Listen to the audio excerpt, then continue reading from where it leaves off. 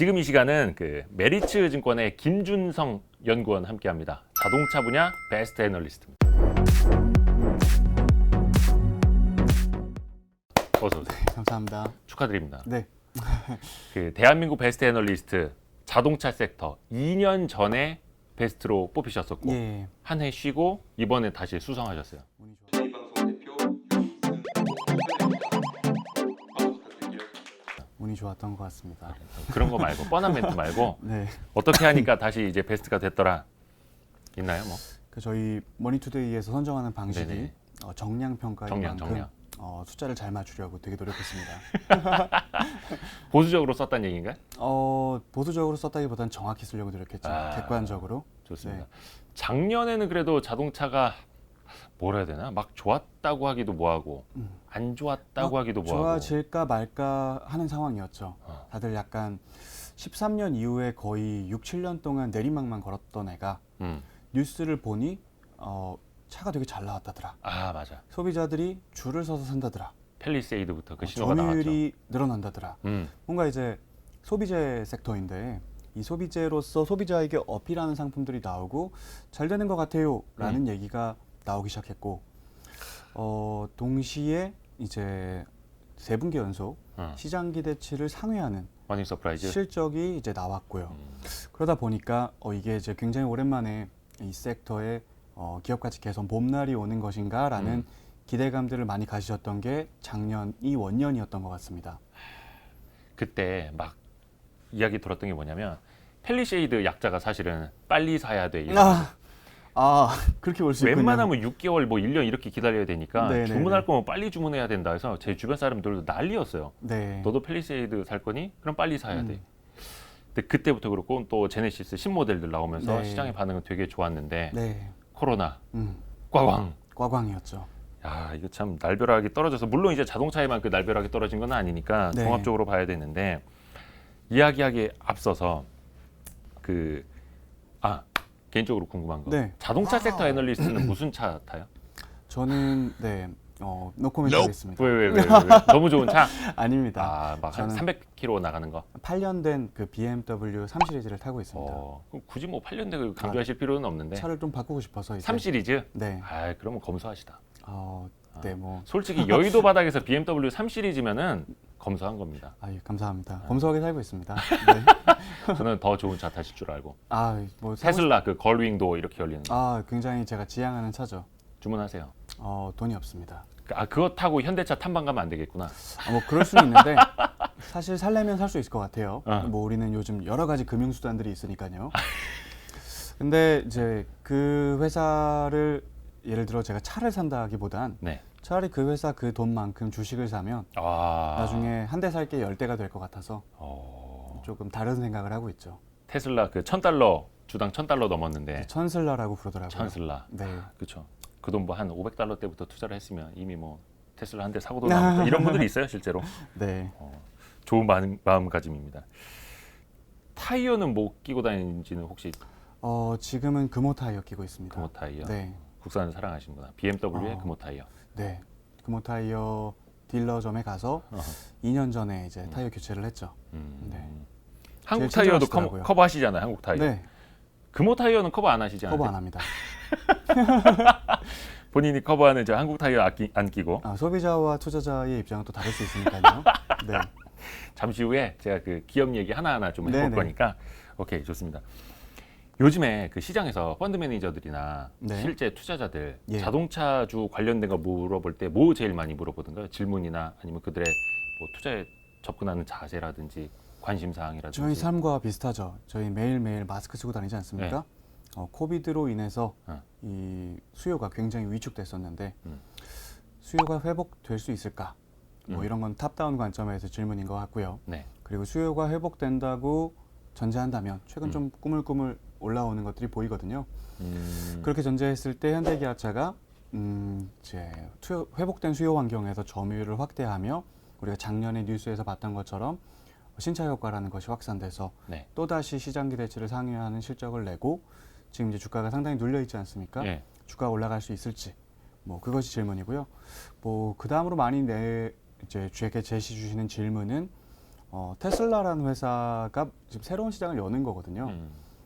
이제 저희 주변의 친구들은 이렇게 얘기를 합니다. 나는 테슬라를 사고 싶은 상황이야. 근데 전기차를 사고 싶은 건 아니야. 이게 뭔 소리지? 네, 대충 맞아요. 무슨 말씀이신지 맞아요. 네, 이해되실 겁니다. 그래서 이런 회사가 이제 우리가 작년까지 알았던 그냥 전기차, 그 규제 맞추려면 만들어야 돼. 그런 전기차가 전혀 아니거든요. 그러니까 내연기관 비중을 낮추기 위해서 억지로 만드는 차가 아니라 그렇죠. 실제로 그 수요가 그렇게 커진다는 거죠. 그러니까 굉장히 이제 지금까지 저희가 돌이켜 보면 네. 너 전기차 살래? 라고 물어보면 사고 싶은 사람 별로 없었어요. 네, 근데 테슬라 같은 경우에는 줄지어 사고 있죠. 그렇죠. 네, 이것이 그냥 테슬라가 굉장히 섹시한 브랜드라서 얘를 사는 거냐? 사실 테슬라가 차를 내놓은 지는 거의 10년 됐거든요. 차 품질도 그렇게 좋다고 하지는 그런 않던데. 얘기도 많죠. 근데 왜 갑자기 작년 정도부터 네. 수요가 폭발적으로 늘기 시작하고 동시에 주가도 굉장히 이제 높아졌거든요. 그 앨런 머스크가 쏘아 올린 로켓처럼 그렇죠. 그 로켓도 테슬라와 관련이 있는 비즈니스 모델을 갖고 있는데 뭐 주가나 로켓이나 똑같이 날아가더라고요. 그래서 지금 상황을 이제 굉장히 격변이라고 보는 거죠. 과거에 이제 우리가 인터넷이 나왔고 그 다음에 인터넷이 되는 핸드폰, 모바일 폰이 피처폰의 스마트폰으로 바뀌었고 지금 상황은 차가 그런 플랫폼으로서의 가치를 갖게 될 거다라는 생각을 하게 만들었던 게 테슬라의 작년 하반기 전후의 일이었던 것 같아요. 네네네. 그래서 그냥 단순히 테슬라를 그냥 친환경 전기차야 라고 생각했던 것이 얘를 타면 이 위에서 굉장히 많은 걸 할 수 있게 되네. 재밌네 라는 그렇죠. 생각을 하게 됐던 변화가 있었죠. 그래서 그런 변화가 굉장히 주가에 영향을 줍니다. 예를 들어서 BMW 제가 이제 타고 네. 있는 차인데요. 이 회사가 지난 이제 작년을 보면 작년에 일회성 비용이 있었기 때문에 이익이 좀 안 나왔어요. 근데 그걸 빼고 보면 작년까지 5년 동안 매출과 이익이 계속 늘었거든요. 근데 주가 차트를 한번 과거 5년치를 보시면 신저가로 갑니다. 코비드 전에 이미. 아 BMW도요? 네, 실적이 이렇게 올라가는데 음. 주가는 계속 빠졌던 거죠. 아. 자, 이게 뭐냐면 BMW도 전기차가 있죠. 네, 그죠, 그죠. 네, 뭐. 근데 그런 전기차가 아니라 예. 너도 이른바 테슬라 같은 전기차를 만들 수 있니라는 질문이 모든 자동차 업체에게 주어집니다. 마치 심지어 BMW조차. 예, 맞습니다. 우리가 애플 아이폰이 나왔는데 핸드셋 메이커들한테 질문했던 것과 똑같은 거죠. 너는 아이폰 같은 모바일 폰을 만들 수 있니? 라고 할 때 저는 전화가 돼요 라고 답변하면 그것은 굉장히 곤혹스러운 답변이 될 수밖에 없었을 거거든요. 딱 10년 전에 겪었던 것처럼. 맞습니다.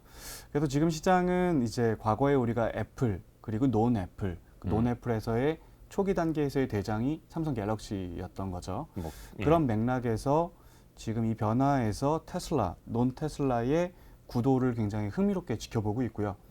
논 테슬라에서 누가 제2의 삼성이 될 수 있을지, 그리고 기존에 우리가 친환경 차야 이러면 그냥 말 그대로 이제 뭐 최근에 나온 전기차 있습니다. 벤츠의 EQC 네네네. 들어보셨는지 모르겠는데 그 차는 이제 MRI 플랫폼이라고 GLC를 만드는 플랫폼이 있습니다. MRI 플랫폼. 네, E 클래스도 같이 만들고 GLC라는 모델도 같이 만들고 C 클래스도 같이 만드는데 그 내연기관 플랫폼을 그대로 이제 착용해서 배터리만 넣은 연료통 대신 배터리만 넣은 전기차라고 쉽게 설명드릴 수가 있는 거죠. 그런 차는 원하지 않는 겁니다. 팔리지도 않고 성능 또한 그렇게 두드러지지 못하죠.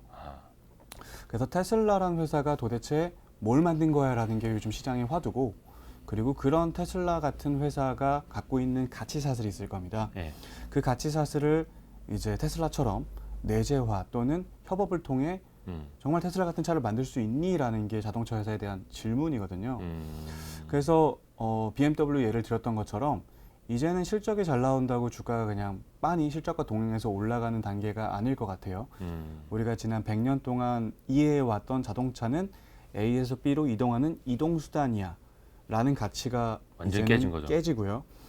예를 들면 몇 대를 파니가 저한테는 주어진 질문이었어요. 네, 제가 차 네. 애널을 이제 하면서 제가 처음 자동차 섹터를 봤던 게 2013년에 데뷔를 했는데 예. 그 전에 이제 RA 기간이 있었고요.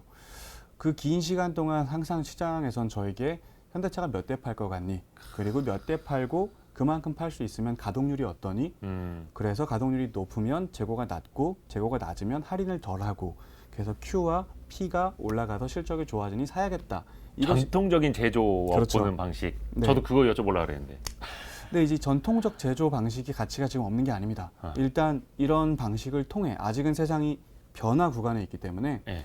뭐 테슬라가 아무리 날고 긴다 해도 작년 기준 전 세계 순수 전기차 판매 비중은 전체 자동차 수요의 2%대밖에 안 됐거든요. 변화의 그렇죠. 초기입니다. 조금이니까 아직. 결국은 테슬라 같은 차를 만들기 위한 투자가 이루어지기 위해선 기존의 비즈니스에서 돈을 그래도 벌어주는 모습을 이어가야 할 거고요. 그런 영업현금 흐름의 유입을 통해서 투자를 이어갈 수 있어야 이제 이른바 테슬라 같은 차를 만들 수가 있는 거죠. 고민이 상당해지는 시점입니다. 이게 사실 모바일이라는 표현이 네. 자동차에서부터 원래는 시작된 거잖아요. 결국 모바일이란 단어의 뜻은 이동이기 때문에. 그렇죠. 네. 근데 그게 나중에 이제 핸드셋, 네. 핸드폰으로 구현이 먼저 됐고 네. 정확히 10년 뒤에 말씀하신 것처럼 애플이 아이폰을 열어서 우리나라들이 그걸 막 이제 쫓아가기 시작했던 것처럼 예, 딱 맞습니다. 10년 뒤에 그게 이제 자동차 시장에서 펼쳐지고 있는 건데 네. 참 저부터 반성을 하게 되는 게 첫 질문으로 그거 하려고 했어요. 당연히 몇 대 팔리냐, 얼마나 팔리냐, 원가는 어떻고 뭐 이거 사실 제조업 보듯이 생각을 바꿔야 되는데 저도 그 부분을 계속 연구하고 분석하고 보고서하고 있습니다. 그 부분이 굉장히 중요하죠. 뭐 1차적으로 네. 예를 들어 폭스바겐 같은 회사 이제 지난 4월달에 굉장히 유명한 전 세계 이제 매출이 가장 높은 부품사인 보쉬가 예. 테슬라 같은 차를 저희가 이제 중앙 집중형 아키텍처를 통해서 FOTA가 되는 고도화된 컴퓨터가 들어가 있는 자동차라고 얘기를 하는데 그런 차를 만들 수 있는 브랜드별 그 시점, 그 브랜드가 이때쯤이면 이런 차가 나올 수 있을 것 같아를 시계열로 나래비를 세웠었습니다. 그 맥락에서 이제 18년에 테슬라가 완성된 아키텍처를 들고 나왔고 모델 3라는 차를 통해서 그리고 이제 올해 원래는 폭스바겐이 이제 9월달에 예정대로라면은 그런 차를 갖고 나올 예정이고요. 그리고 내년에 현대기아차가 1월달에 N2라는 코드명을 갖고 있는 이런 성격의 차를 출시하게 되고 그래서 이제 가장 먼저 기존 OEM 중에 따라가는 업체인 폭스바겐을 들어보면 이 친구가 이런 아키텍처를 개발하기 위해서 8년 동안 24조 원을 썼습니다. 폭스바겐이? 네. 오. 그러니까 이런 투자를 계속 이제 이어가고 앞으로도 계속 그 경쟁력 올려가기 위해서는 일단 투자를 하기 위한 재원이 필요할 거고요. 그렇죠. 그 재원의 확보는 결국은 기존에 하던 장사에서 갖고 올 수밖에 없는 것이기 때문에 양쪽을 다 잘하는 것이 지금 자동차 회사가 생존하고 성장하기 위한 조건이라는 거죠. 아니 뭐 다른 방식으로 땅 사서 땅 가치 높여서 그걸로 뭐 전기차 만들 수도 있는 거니까. 네. 뭐 아시는 분들 아실 거고. 아니 그 왜 차를 아키텍처라고 표현을 하는 거예요? 아키텍처는 어떤 뭐 구조죠, 건축 구조? 쪽에서 쓰이는 표현이죠. 건축의 어떤 설계, 구조 막 이런 뜻이잖아요. 차에서도 이걸 왜 차에다가 같은 아키텍처라고? 개념으로 이해를 하는데 사실 저도 아키텍처라는 단어를 제가 애널리스트 생활을 하면서 최근부터 쓰기 시작했어요. 왜냐하면 차의 설계 구조라는 것이 크게 바뀔 게 없었거든요. 그렇죠. 네. 뭐 지금까지 프레임, 차체, 뭐 엔진 그렇죠. 그러니까 제가 얘기하는 아키텍처는 제어 관점에서의 아키텍처, 설계 구조인데 예를 들어서 지금 우리가 길거리 나가서 볼 수 있는 모든 차는 저희가 분산형 아키텍처라는 걸로 설명을 합니다. 그러니까 분산형 아키텍처라는 건 뭐냐면 개별로 따로따로 움직이는 거죠. 예를 들어 제가 덥다, 창문을 내린다. 그럼 윈도우 버튼을 한번 누르면 징하고 내려옵니다. 네, 제가 눌러서 전기 신호가 가서 내려주는 거고요. 제가 브레이크를 밟으면 제가 뭐 압력을 넣어서 차를 멈추는 게 아니죠. 전기 신호가 가서 멈추는 겁니다. 그렇게 개별의 전장 부품들을 개별의 마이크로 컴퓨터가 들어가서 하나하나 따로따로 관리하는 것이 이제 분산형 아키텍처인 거죠. 근데 이제 테슬라라는 회사의 비즈니스 모델을 통해서 예를 들어보면 테슬라가 작년 12월에 출시한 상품이 하나 있습니다. 이제 액셀러레이션 부스트라고 제로 100을 0.5초 줄여주는 기능이 있죠. 그거는 이제 저희가 기존의 상식에서는 제 차를 만약에 제로 100을 좀 앞당기고 싶다.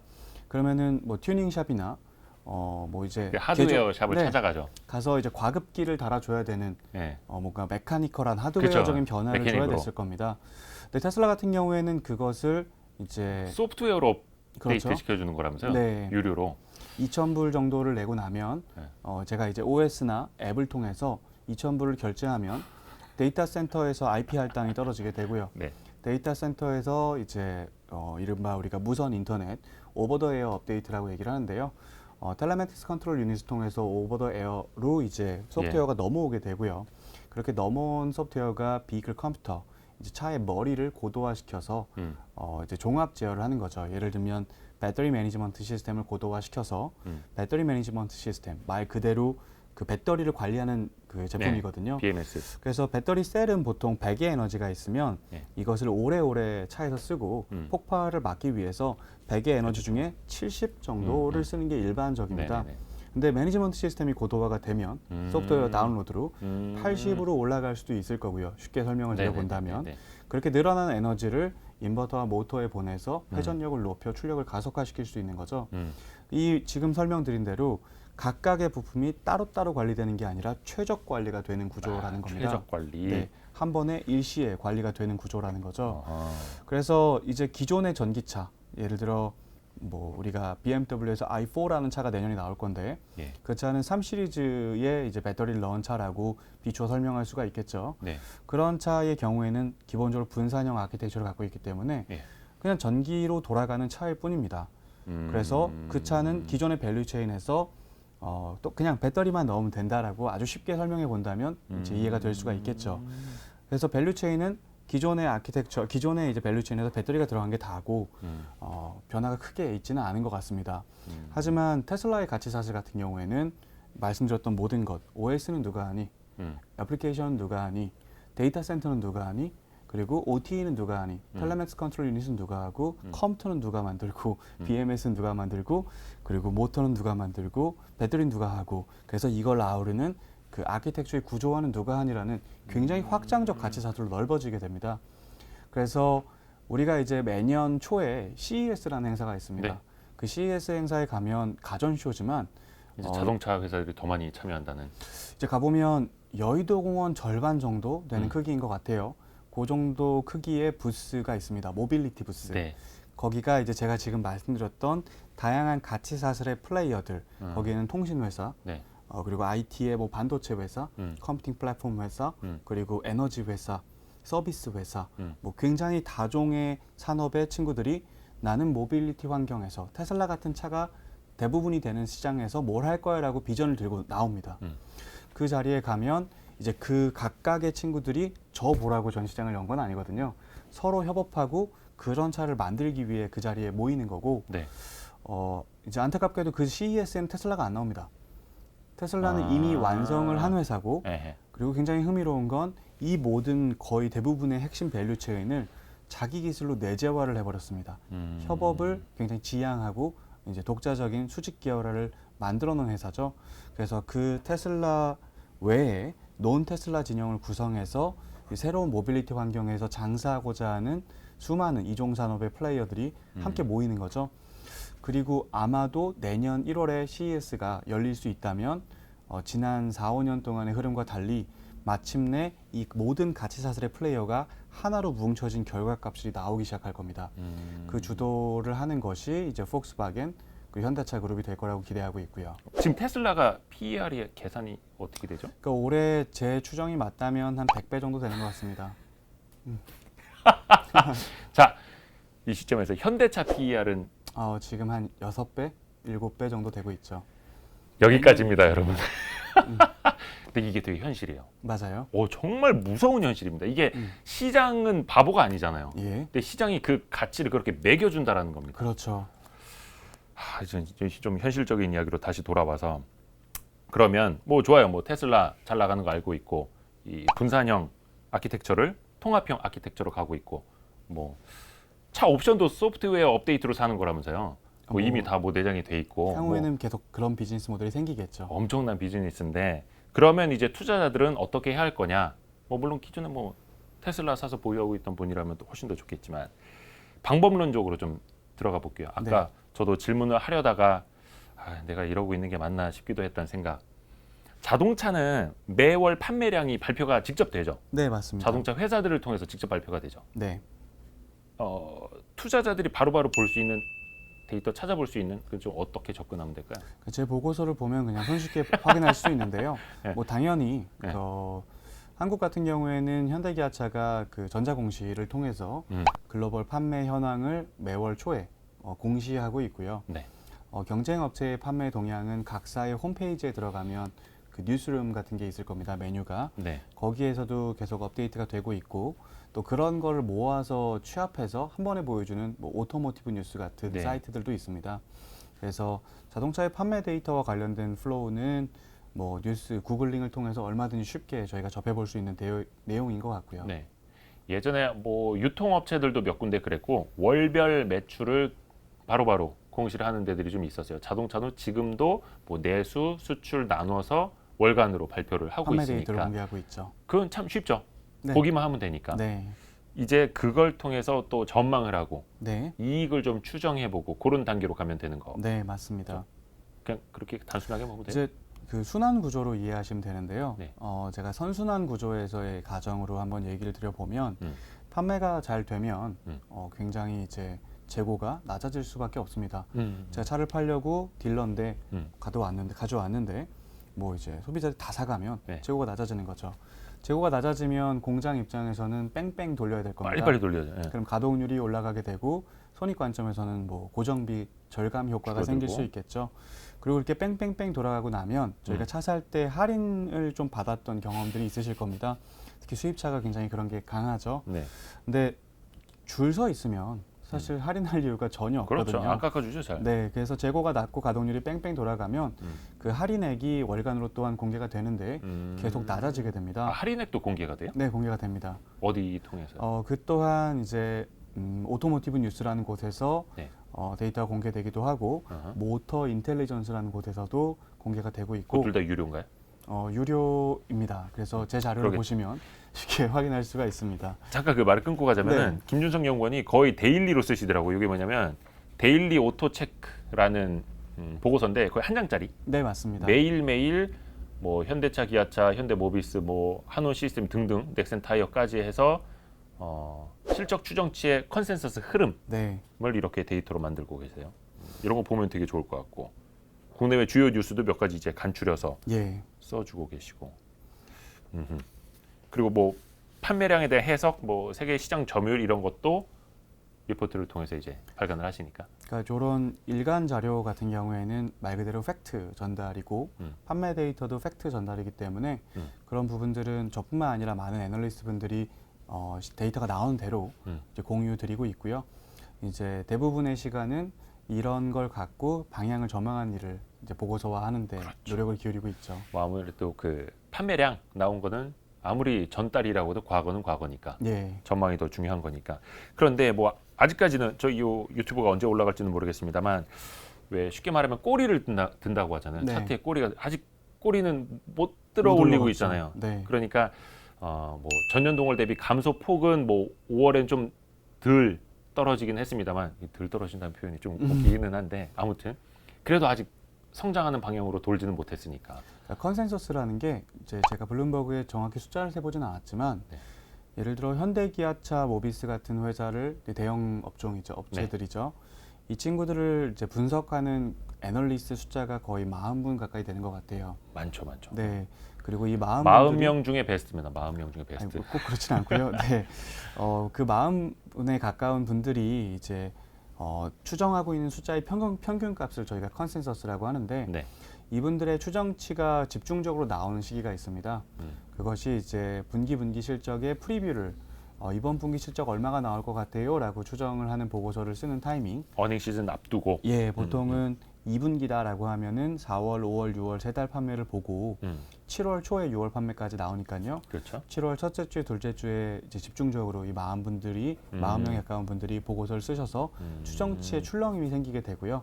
그리고 나서 이제 실적이 나오게 되면 그 실적이 이제 기대했던 추정치보다 높게 나오느냐, 적게 나오느냐, 또는 부합했어도 그 실적 내용 안에서의 질적 변화가 있는지를 보고 또 한 번 출렁임이 생깁니다. 그래서 아마도 이제 다음 달 초에 6월 판매가 어떻게 나오는지를 보고 지금 보시고 있는 컨센서스가 꼬리를 들지 더 낮추게 될지 판단하시게 될 것 같고요. 기본적으로 이제 이 얘기를 꼭 드리고 싶은데 이제 굉장히 격변이지만 지난 15년 동안 예를 들어 대표 업종인 현대차나 기아차의 분기 말 시가총액과 분기 순이익은 거의 90% 이상의 상관관계를 가져왔습니다. 그래서 결국 이익의 방향이 주가와 동행해 왔던 거고, 그런 맥락에서 이제 말씀 주셨던 애널리스트들의 집단지성, 이 컨센서스 값이 올라가는 흐름을 타기 시작하는지에 대한 확인이 이 어려운 시국 코비드에서 이 섹터 바닥 다졌어요라고 근거를 이제 확보하는 데 도움이 되실 것 같아요. 단기적으로는 이 코로나 상황에서 정말로 판매량이 어떻게 이제 턴어라운드 하는지를 네, 봐야 되는 거고, 말씀하신 것처럼 장기적으로는 자동차 산업의 제가 10년 전 그 애플을 따라갔던 삼성전자처럼 네, 지금 테슬라를 어떻게 따라잡느냐, 그걸 연구를 해야 되는 거고, 예, 우리나라 뭐 현대차, 기아차, 현대모비스, 그리고 부품들을 어디까지 커버하시더라? 모비스, 만도나 한국타이어, 현대위아, 넥센타이어. 한온시스템, S&T 모티브 등을 같이 커버하고 있고요. 타이어 업종 커버하고 있습니다.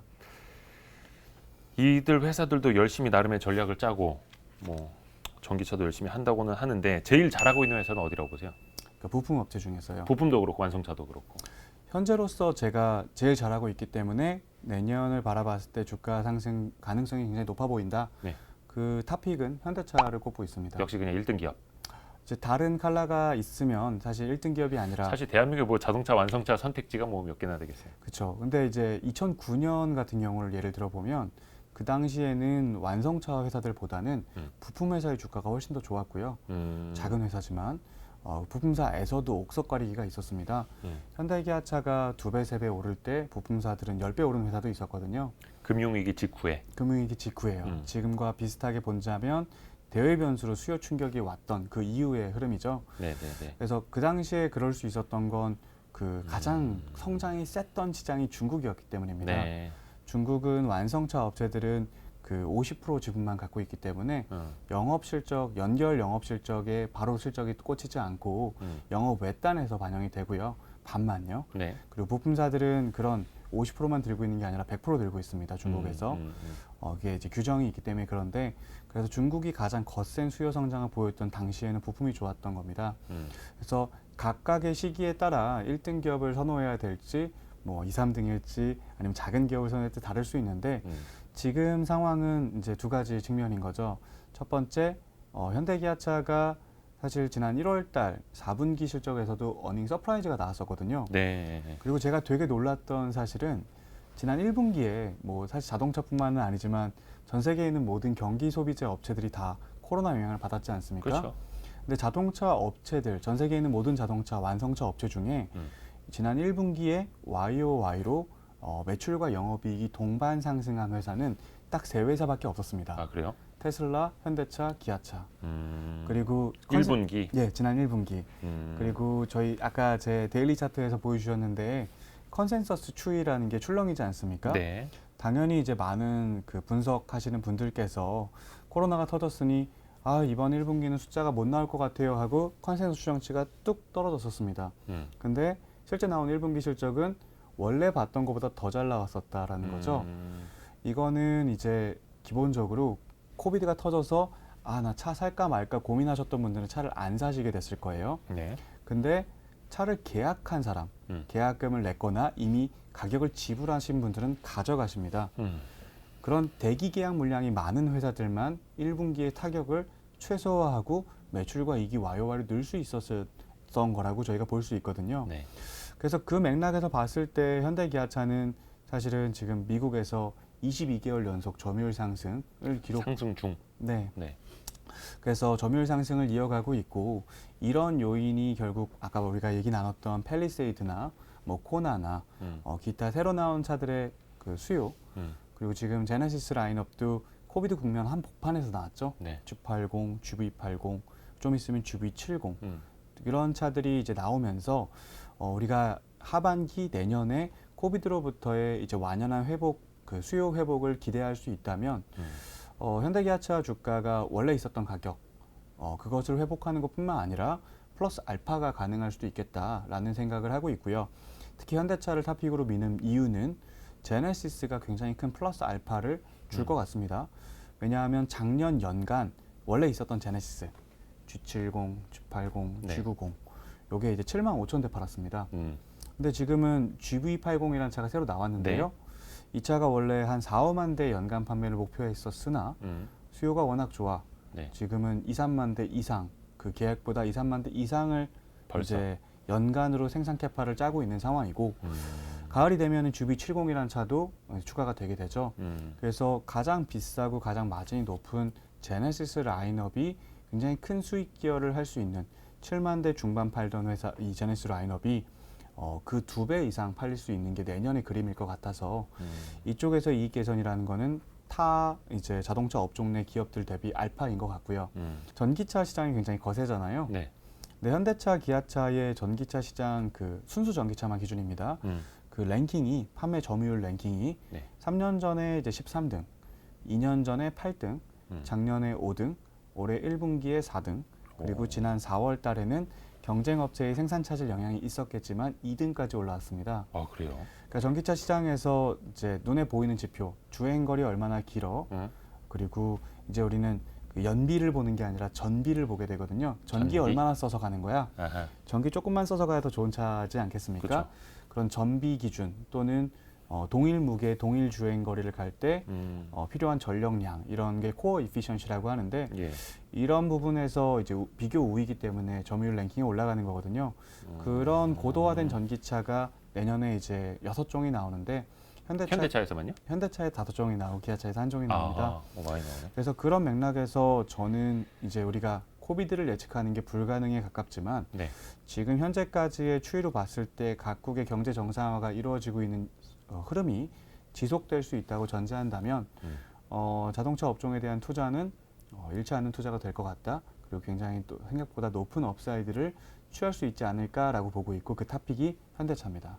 정말 최악의 국면에서 네, 뭐 시간 가치 상관없이 네, 바닥에서 살 수 있다면 알겠습니다.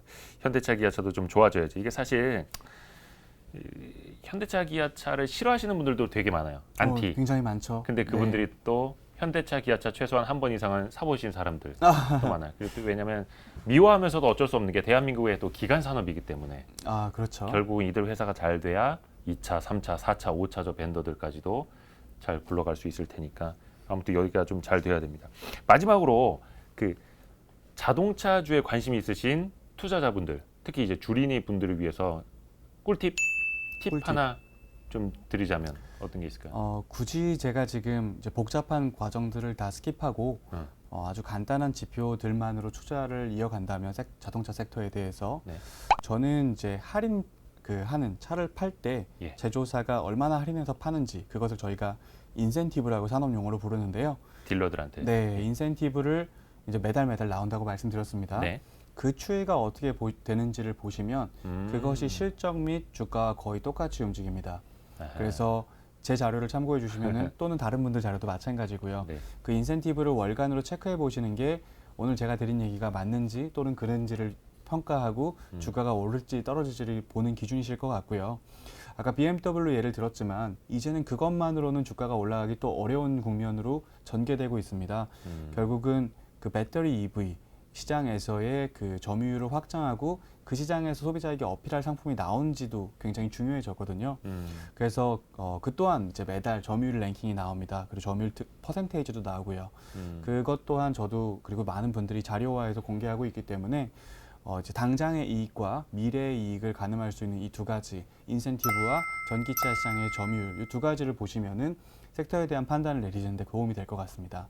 자동차 섹터 베스트 애널리스트 메리츠 증권의 김준성 연구원이었습니다. 오늘 나와주셔서 고맙습니다. 감사합니다. 아유 고맙습니다. 네.